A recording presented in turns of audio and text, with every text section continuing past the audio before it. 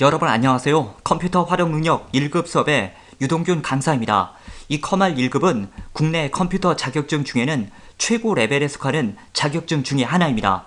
또한 시험 자체가 사무 분야에 잘 활용이 되는 분류이다 보니까 취업이나 승진 시험에 가산점으로도 많이 활용이 되는데요. 그런 이유에서 많은 분들이 이 컴알 1급 시험에 관심을 가지고 있습니다. 다만 난이도도 높기 때문에 망설이는 분들도 많으신데요. 이 본 강의는 완전 초보자를 자처하는 분들도 강의만으로 빠르고 안전하게 합격하실 수 있도록 학습 시스템이 구축이 되어 있습니다. 또한 저의 강의는 컴알 분야에선 이미 여러 사람에게 유명하고 합격 수기도 많이 나오고 있는 검증된 강의입니다. 여러분 중에 저는 완전 컴맹이고 그냥 시키는 대로 열심히 할 건데 그래도 합격하나요? 라고 물으신다면 반드시 가능하다라고 약속을 드립니다. 그것이 어떻게 가능하냐라고 또 물으실 수가 있겠는데요. 우선 저의 강의는 컴알 시험에 대한 확실한 정보력이 있고요. 또한 각 사람에 맞춰서 학습 양과 방향이 설정되는 개인별 맞춤형 수업 시스템을 가동하고 있기 때문입니다. 자, 그럼 지금부터 이 컴알 시험에 대한 소개와 학습 방향, 그리고 보통 얼마나 공부하면 합격할 수 있는지 등에 대해서 자세하게 말씀드리도록 하겠습니다. 자, 그럼 시험의 개요에 대해서부터 설명을 드리도록 하겠습니다. 이 컴퓨터 활용 능력 시험은 컴퓨터를 통한 스프레드시트 작업과 데이터베이스 작업의 원활한 수행 능력 유무를 평가하는 시험이 되겠습니다. 여기서 스프레드시트는 엑셀을 말하는 것이고요. 데이터베이스는 액세스를 말하는 것입니다. 컴알 1급 같은 경우는 두 개의 과목을 다 응시하게 되겠고요. 2급 같은 경우는 스프레드시트만으로 평가를 하게 되겠습니다. 대한상공회의소에서 주관하는 국가기술 자격증이 되겠고요. 필기시험과 실기시험으로 구분이 됩니다. 모든 국가기술 자격증이 그렇듯이 한 번 필기시험을 합격하게 되면 2년간 실기시험을 보실 수가 있고요. 그 2년 안에 실기시험을 합격하게 되면 완전히 자격증이 나와서 평생 자격사로 남게 되는 흐름이 되겠습니다. 시험은 정기시험과 상설시험으로 구분이 되는데요. 정기시험은 정해진 일정에 응시할 수 있는 시험이 정기시험이 되겠고요. 상설시험은 각 지역별로 수시로 진행이 되는 시험이 되겠습니다. 이 상설시험의 일정은 지역마다 다른데요. 대도시 같은 경우는 거의 매일 시험이 있고요. 중소도시도 일주일이나 2주일에 한 번씩 정도는 시험이 있는 형태가 되겠습니다. 저에게 제일 많이 묻는 질문 중에 한 가지가 정기시험이 쉽나요? 상설시험이 쉽나요? 이 질문인데요. 일단 시험 기관에서 어떤 시험이라고 해서 더 쉽게 내고 어렵게 내고 이렇게를 유도하는 것은 아닙니다. 그러나 시험의 특성을 잘 활용하시면 둘 중에 한쪽이 약간 수월하다라는 것을 예상할 수가 있는데요. 뭐냐면요. 정기시험 같은 경우는 1년에 정해진 일정에 의해서 치루어지다 보니까 그때그때마다 시험 출제 위원을 위촉합니다. 그래서 새로운 문제들이 출제될 확률이 아무래도 더 높다라고 할 수가 있겠고요. 반면 상설시험은 이제 그때그때마다 시험 문제를 만들 수는 없죠. 문제 데이터베이스를 준비해 놓고 거기서 이제 뽑아서 랜덤으로 시험이 치루어지는 형태입니다. 그러다 보니까 아무래도 이전에 봤던 기출문제와 동일한 문제가 출제될 확률은 정기시험보다는 상설시험이 높다라고 할 수가 있겠습니다. 그래서 특별한 이유가 없다면 아무래도 수시로 진행이 되기 때문에 응시하기도 편하고 또한 시험의 난이도도 약간 수월할 것을 기대할 수 있는 상설시험으로 응시를 하는 것을 권유드립니다. 정기시험으로 필기시험을 합격하신 분이 실기시험은 상설로 합격하셔도 되고요. 또한 상설로 필기시험을 합격하신 분이 실기시험은 정기로 보셔도 되고 상관은 없습니다. 자, 그 다음은 시험 버전에 대해서 설명을 드리도록 하겠습니다. 2021년도에서부터 이 필기시험은 한글 윈도우 10 그리고 MS 오피스 2016 버전을 기준으로 해서 출제가 되고 있습니다. 그리고 실기시험은 MS 오피스 2016을 기준으로 해서 출제가 되고 있습니다. 그러나 이 필기시험 같은 경우는 여러분들이 실습을 하면서 수업을 진행하는 파트는 아니고 제가 강의에서 시범을 보여드리는 것을 참고만 하시면 되거든요. 하기 때문에 필기시험을 공부할 때 여러분 컴퓨터에 윈도우 10이 아니라 다른 버전 윈도우 7이나 8이 설치되어 있어도 상관이 없고 MS 오피스도 다른 버전이 설치되어 있거나 혹은 오피스가 없어도 상관이 없습니다. 실습이 필요하지 않기 때문입니다. 하지만 필기시험을 합격하고 이제 실기시험을 공부하게 될 때에는 실습을 해야 됩니다. 그래서 그때는 MS 오피스 2016이 필요한데 여러분 가정에 2016이 아니고 다른 버전이 설치가 되어 있는 분들도 많이 있으실 겁니다. 오피스 2016 전에는 2013 버전이 있고요. 지금은 이제 2019 버전도 나와 있는 상태가 되겠는데, 이런 버전들은 2016 버전과 거의 비슷합니다. 하기 때문에 여러분 가정에 이런 버전이 설치되어 있다라고 하더라도 학습 진행은 무난히 가능하겠습니다. 다만 2013 이전 버전, 즉 2010 버전이나 2007 버전이 설치가 되어 있는 분들은 이 버전들은 지금의 시험 버전인 2016과 비교해 봤을 때 차트 부분이 약간 다릅니다. 그럼 저희 집에는 2007이나 2010밖에 없는데 실습을 할 수 없는 건가요? 라고 또 물어보시는 분들도 많이 있었는데요. 아까 말씀드린 것처럼 2010이나 2007은 2016과 비교했을 때 차트 부분이 좀 다르긴 한데요. 그 외적인 부분들은 또 거의 비슷합니다. 저희 사이트에는 사실 이런 버전들로 시험을 대비하는 분들이 지금도 많이 있습니다. 물론 학습하는 분들 중에는 아주 작은 차이에도 불편함을 느끼는 분들이 없는 건 아닙니다. 아까 제가 2016과 이런 버전들은 비슷하다라고 했지만 이런 버전으로 연습을 해도 뭔가 약간 색깔만 다르거나 이래도 불편하다라고 하는 분들도 뭐 있기는 했거든요. 그러나 보편적으로는 이런 버전들로도 그냥 시험을 대비하는 분들이 많습니다. 하기 때문에 여러분 가정에 이런 버전밖에 없다라고 하는 분들은 차트 부분은 약간 좀 다르게 공부해야 되겠지만 이런 버전으로도 학습은 가능하다. 이렇게 생각을 하셔도 되겠습니다.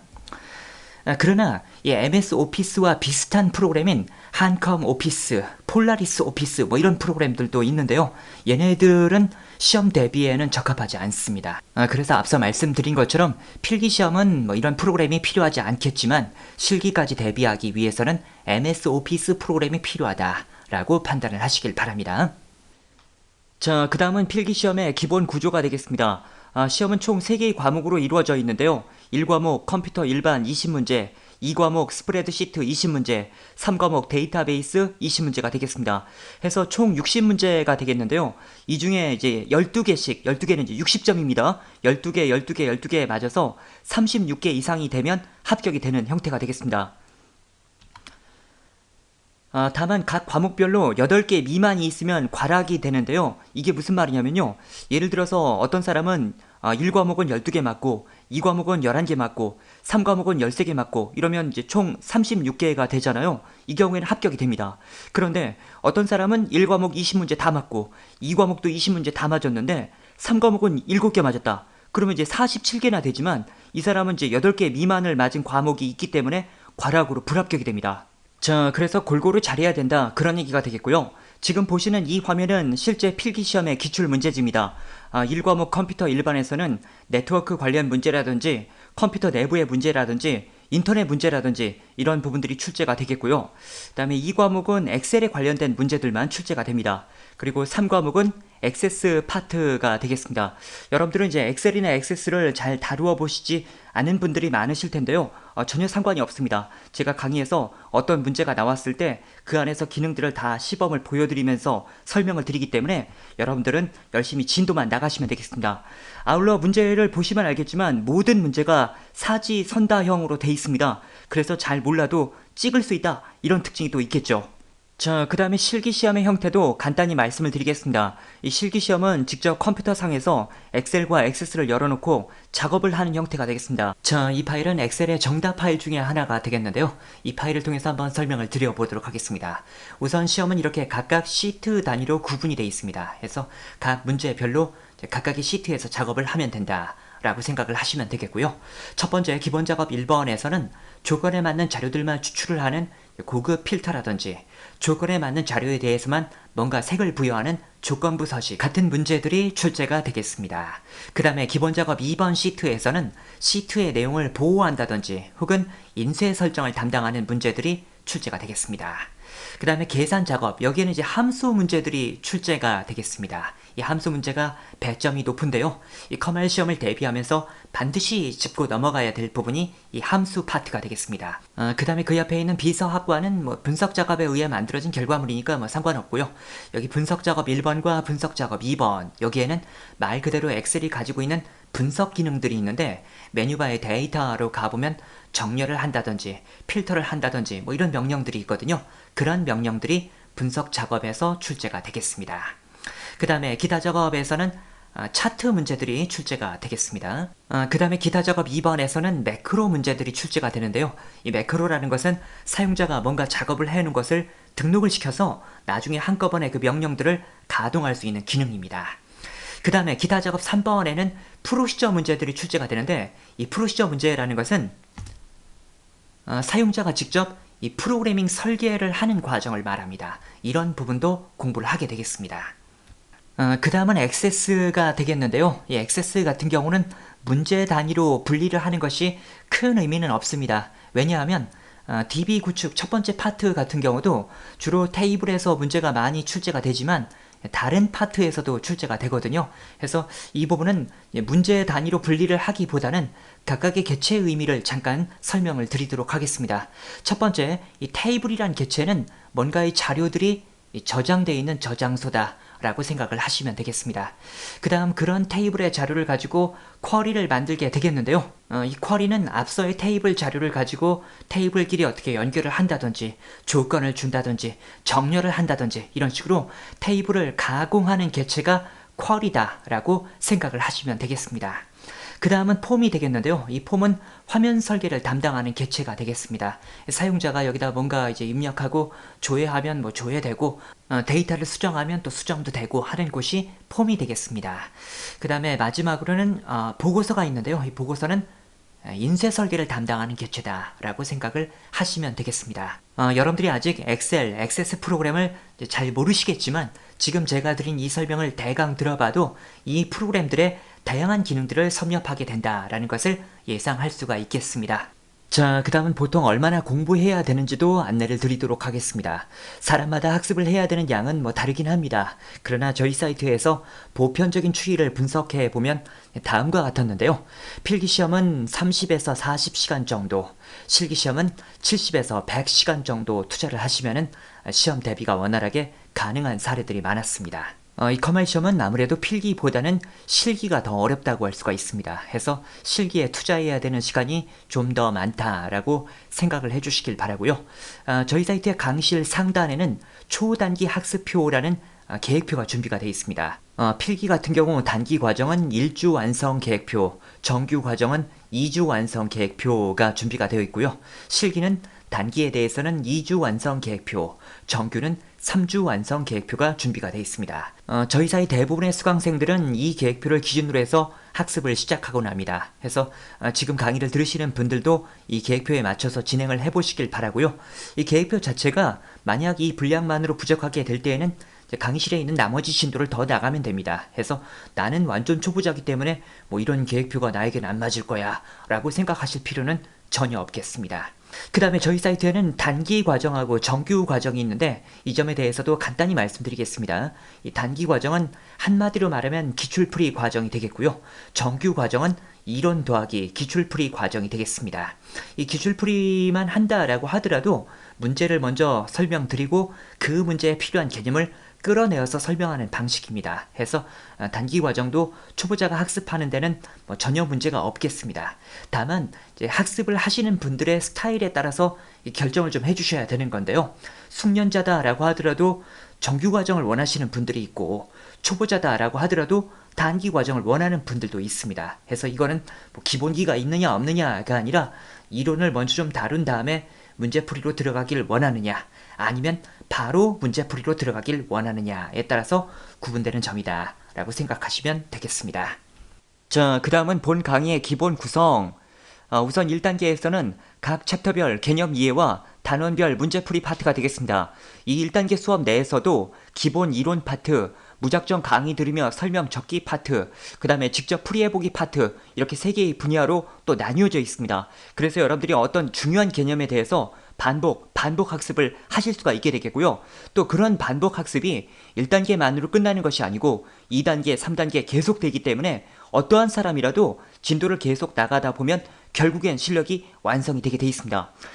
그 다음에 2단계에서는 실력 향상 문제풀이 10회 분량이 있는데 여기서부터는 이제 여러분들이 먼저 문제를 풀고 틀린 부분에 대해서만 강의를 들으시면 되겠습니다. 그 다음에 3단계는 특강인데요. 최신 기출문제 풀이를 올려드리는 회차가 되겠습니다. 최신 문제가 생길 때마다 그때그때마다 업데이트가 되게 되겠고요. 그 다음에 4단계에서는 보너스 문제풀이가 또 준비가 되어 있습니다. 학습의 기본 틀은 이러하지만 여기까지 다 나가야 되는 분들은 거의 없습니다. 학습자의 대부분들은 초단기 학습표, 이 초단기 학습표에 대해서는 다음 강의에서 더 자세히 말씀을 드리겠는데요. 그 초단기 학습표만 맞춰도 합격하시는 분들이 대부분이시기 때문에 일단 여러분들이 다음 강의에서 설명드리는 초단기 학습표를 기준으로 해서 학습을 진행해 주시면 되겠고요. 그래도 만약 부족하신 분들은 이제 2단계 과정을 공부하고, 만약 그래도 안 된다라고 한다면 이제 4단계도 공부하면 된다, 이렇게 생각을 하시면 되겠습니다. 그래서 여러분 중에 실력을 빨리 만들어야 되는 분들도 저의 강의가 맞고, 충분한 문제풀이를 통해서 실력이 완성될 때까지 함께 해야 되는 분들도 역시 저의 강의가 맞습니다. 아울러 맨 마지막에는 2급 기출문제풀이가 또 10회 이상 준비가 되어 있는데요. 여기는 말 그대로 2급 과정을 준비할 수 있도록 만들어진 파트가 되겠습니다. 1급 과정만 준비를 하신다면 이 부분은 공부하실 필요가 없는데요. 그런 분들이 계셨습니다. 1급을 공부하시다가 급하게 2급이라도 먼저 취득을 해야 된다라는 분들이 계셨는데, 그런 분들은 여기 있는 이 2급 기출풀이를 활용하시면 되겠습니다. 이 2급 기출풀이를 활용하는 방법도 두 가지가 있는데요. 앞부분에 이 진도를 나가지 않은 상태에서 바로 2급 기출문제풀이 10회 분량만 공부하고 2급을 응시하는 것은 원활하게 가능합니다. 이게 한 가지 방법이 되겠고요. 또 한 가지 방법은 1급 과정의 1단계에서 3과목은 이제 2급에 포함되지 않습니다. 그래서 여기 1과목하고 2과목만 공부를 한 다음에 2급 기출풀이를 또 연습해서 2급 시험을 보는 방법이 있는데, 그 경우에는 이미 기본기가 1단계에서 어느 정도 다져졌기 때문에 2급 기출풀이를 한두 회 정도만 연습을 해도 2급을 원활하게 응시할 수가 있겠습니다. 자, 다음은 본 강의의 장점. 컴퓨터 활용 능력 분야의 선호도 1위에 검증된 강의입니다.